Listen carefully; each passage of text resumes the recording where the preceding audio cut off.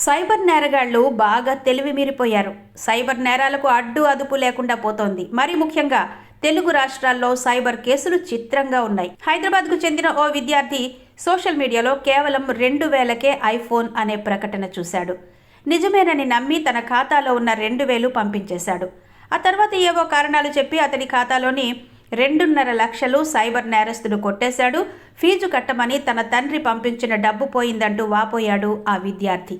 ఓ వ్యక్తి అమ్మకానికి సంక్రాంతి పందెం కోళ్లు అనే ప్రకటనను సామాజిక మాధ్యమాల్లో చూసి అందులోని నెంబర్ను సంప్రదించాడు. అవతలి వ్యక్తి కోడి ధర 12,000 చెబితే 6,000కు బేరమాడాడు. అవతలి వ్యక్తి ఇప్పుడు మీకు అమ్ముతున్న కోడిని డ్రై ఫ్రూట్స్ పెట్టి మరీ పెంచామని చెప్పాడు. కోడిని ట్రాన్స్పోర్ట్లో పంపించడానికి ఏవో కారణాలు చెప్పి 1.54 లక్షలు కొట్టేశాడు. జనం ఆశనే పెట్టుబడిగా సోషల్ మీడియాలో ప్రకటనలు పెట్టి డబ్బులు కొట్టేస్తున్న వారి సంఖ్య రోజు రోజుకి పెరిగిపోతోంది. దాంతో ఏదైనా ప్రకటన చూడగానే 1కి 2 సార్లు క్రాస్ చెక్ చేసుకోవాలని పోలీసులు సూచిస్తున్నారు.